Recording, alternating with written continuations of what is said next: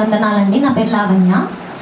నేను గత కొన్ని రోజుల్లో నా యొక్క ఆత్మీయ పోరాటంలో సాతాను పైన దేవుడు ఎట్లా విజయం పొందాలో నేర్పించిన విధానాన్ని మనందరి మధ్యలో పంచుకోవాలని ఆశపడుతున్నాను. నేను లాస్ట్ మంత్ 24న హైదరాబాద్కి వచ్చి ఒక హాస్టల్లో వచ్చాను. అక్కడ నాకు స్టార్టింగ్ మేము అంత సాటిస్ఫై అవ్వలేదు. అయినా ఇంకా వేరే చోట్ల వేకెన్సీస్ అంతగా దొరకకపోవచ్చు, మళ్ళీ అమ్మ వాళ్ళకి లేట్ అయిపోతుంది రిటర్న్ అవ్వటానికి అని చెప్పి ఒక హాస్టల్లో మేము ల్యాండ్ అయ్యాము. అక్కడ ఉన్న రోజులు ఏంటో నాకే తెలియని ఒక చాలా ఫుల్ బాధ, వేదన, కదిలిస్తే ఏడ్చేసేలాగా ఉన్నాను పరిస్థితి. అప్పుడు అర్థం కాదు నాకు స్పష్టంగా ఏంటి కారణము, ఏమో నాకే అదులాగా ఉంది.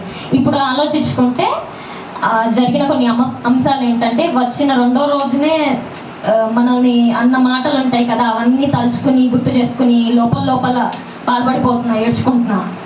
ఆ తర్వాత రోజు మళ్ళీ ఉదయాన్నే లేచిన వెంటనే 10 minutes అవుతుంది లేచి బైబిల్ చదువుకుంటూ ఉన్నాను. పైనుంచి ఏదో పడిపోయిన సౌండ్ ఒకసారిగా, ఏంది నా తలకాడ పైన ఒక ఫ్యాన్ ఉంటుంది, వాల్కి తగిలిచ్చి ఉంటుంది, అది ఫుల్ సౌండ్తో తిరిగింది. ఫ్యాన్ ఏమన్నా పడిందేమో మీద పడిద్ది అని చెప్పి తలెత్తి చూస్తే లైట్ రైట్ సైడ్న ఉంటుంది. ఆ ట్యూబ్ లైట్, ఎల్ఈడి లైట్ పడిపోయి ఆ హోల్డర్కి ఎలాగో గ్రిప్ వదిలినట్లుంది. అది ఆ ముందు రోజే అది ఫిక్స్ చేశారు, సరిగ్గా చేయలేదనుకుంటా. అది పడిపోయి బయటికి వేలాడుతూ ఉంది.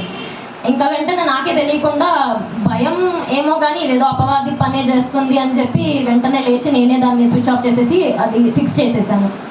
ఆ తర్వాత రోజు మళ్ళీ ఎంత చదువుదాం అనుకున్నా చదవటం అవ్వట్లా, దృష్టి దాని మీద, పేజెస్ ఎంత కష్టపడినా తిరగట్లేదు. వచ్చిందే చదవటానికి కదా, ఈ చదవలేకపోతున్నాను ఏంటి అని చెప్పి దాని గురించి అనుకుంటూ ఇంకా నెక్స్ట్ డే ఎట్లయినా 3 o'clockకి లెగుద్దాం, రేపు పొద్దున్నే పగలైతే డిస్టర్బెన్సెస్ ఉంటున్నాయి అని చెప్పి పొద్దున్నే లెగిచి మెలకువ వచ్చింది. 2:58కే మెలకువ వచ్చింది. నాకేందో ఆ రూమ్లో బెడ్ లైట్ ఉండదు, ఫుల్ చీకటిగా ఉంటుంది.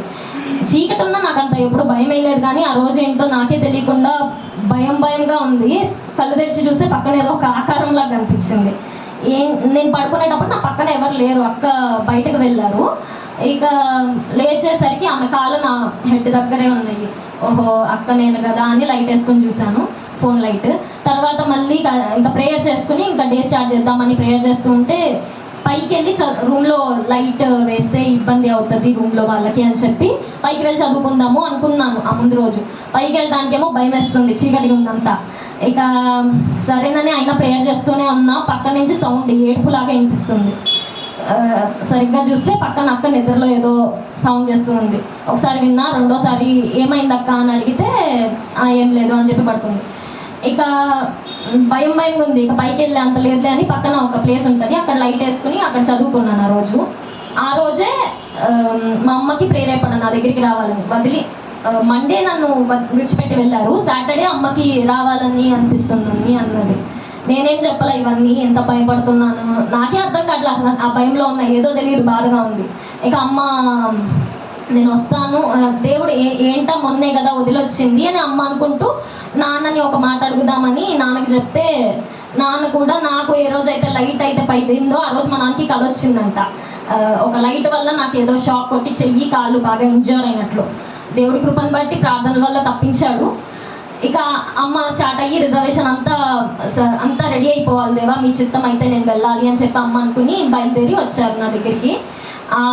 నెక్స్ట్ డే సండే రోజు మధ్యాహ్నం మనం చర్చిలో అయిపోయిన తర్వాత మధ్యాహ్నం అమ్మ వచ్చాక తెలియకుండానే ఇక్కడ మంచి ఏడుస్తూనే ఉంది ఈడ కూడా. ఇక ఆ వీడియో అమ్మ చేతికి వెళ్ళి చూసి, బిడ్డ బాగా ఇబ్బందిలో ఉంది, అందుకేనేమో దేవుడు ప్రేరేపించాడు నన్ను ఇక్కడికి తీసుకురమ్మని చెప్పి ఆ నైట్ అంతా కూర్చొని ప్రేయర్ చేశారు. ఆ నెక్స్ట్ డే మార్నింగ్ కల్లా దేవుడు మాట్లాడాడు స్పష్టంగా నాతో. నా కుమారి, నీవు ప్రార్థన చేస్తుంటే సర్పం నీ వైపు చూస్తుంది, నేను దాన్ని కాల్చివేశాను, నీవు ధైర్యంగా ఉండాలి, నేను సర్వశక్తిమంతుడను, నీవు పనికిరాని పాత్రవి కాదు, నా ప్రియమైన పాత్రవి, నువ్వు ధైర్యంగా ఉండాలి అని దేవుడు చెప్పాడు. ఆ మాటతో, దేవుని వాక్కుతో నేను బలపడ్డాను. ఆ క్షణం నుంచి ఇంకా దేవుడి చిత్తం ఏదైనా ఆయనే కాల్ చేశాడు, నన్ను ధైర్యంగా ఉండమంటున్నాడు, నాకెందుకు టెన్షన్ అని అప్పుడు ధైర్యం వచ్చి ఇక నేను ఎక్కడైనా వచ్చినప్పటికీ అమ్మ ఆ హాల్ రూమ్ అయ్యేసరికి నాకు చదవడానికి కానీ కొంచెం ప్రైవసీ లేకుండా ఉండేది. ఆలోచిస్తున్నాం హాస్టల్ మారదామా అని చెప్పి, బట్ ఆల్రెడీ ఫీజు పే చేసేసాము. సర్లే ఏమో దేవుడి చిత్తం ఏదైతే అదైంది అని చెప్పి ఒక 2 హాస్టల్స్ మాకు తెలిసిన వాటిలో వెళ్ళి, నేను అంతకుముందు ఉన్న ఒక హాస్టల్లో అడిగితే అక్కడ అసలు యూజువల్గా వేకెన్సీస్ దొరకవు. అనుకోకుండా 2 షేర్ది వేకెన్సీ ఉందన్నారు. ఇక అప్పుడు ఎక్స్పీరియన్స్ ఉంది కదా, అమ్మని ఒక మాట ప్రార్థన చేయమా, నుంచున్న వాళ్ళం నుంచున్నట్లే ప్రార్థన చేయమా అని అడిగితే అమ్మ ప్రేయర్ చేసి ఒక 5-10 సెకండ్స్లో ఏసయ్య రూమ్లోకి వెళ్ళాడు, అక్కడ ఉన్నాడు, ఏం కాదులే అని చెప్పారు. అడ్వాన్స్ కట్టి అక్కడికి వచ్చాము. అక్కడికి వచ్చిన తర్వాత ఇక దేవుడు మన చర్చిలోనే నా బర్త్డే అనుకోని రీతిగా అన్ని ఏర్పాటు చేసి చక్కగా జరిగించాడు. ఆ తర్వాత రూమ్లో ఎంతైనా ప్రార్థన చేయడానికి, పాటలు పాడుకోవడానికి కొంచెం ఇబ్బంది ఉంటుంది. అయితే ఇక్కడికి వచ్చిన తర్వాత కూడా ఒకసారి ఏమో నిద్రలో 11 తర్వాత ఏదో చిన్న సౌండ్స్ వినపడుతున్నాయి, ఏడుపులాగా. ఏంది ఇది శోధన పడ్డాక నాకు ఇది వదిలేలాగా లేదు అనుకుంటానే ప్రార్థన చేసుకుంటా ఉన్నాను. ఆ నెక్స్ట్ డే అమ్మకి చెప్తే అమ్మ అన్నారు, అపవాదికి భయం వేసి వెళ్ళిపోవాల్సి వస్తుంది అని చెప్పి ఏడుస్తున్నట్లుంది అని అన్నారు. ఆ రోజే మా రూమ్మేట్ యొక్క బర్త్డే అవ్వటం వల్ల తన రూమ్లో లేదు, బయటికి వెళ్ళిపోయింది మామూలుగా.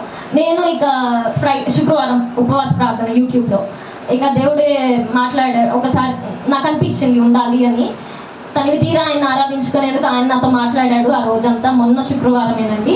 ఆయన చెప్పింది ఏంటంటే, నన్ను బలపరిచింది ఎట్లా అంటే, సాతాను తల ఆల్రెడీ చితక్కొట్టబడింది యేసయ్య సిలువలో, అయితే అది కేవలం యుక్తి కలిగి పనిచేస్తుంది. దాని పాము వల్ల వివేకముగా ఉండండి అని చెప్పాడు. దానికి బలము లేదు, కానీ మనల్ని అది భయముతోనూ అట్లా అటాక్ చేయాలని చూస్తుంది.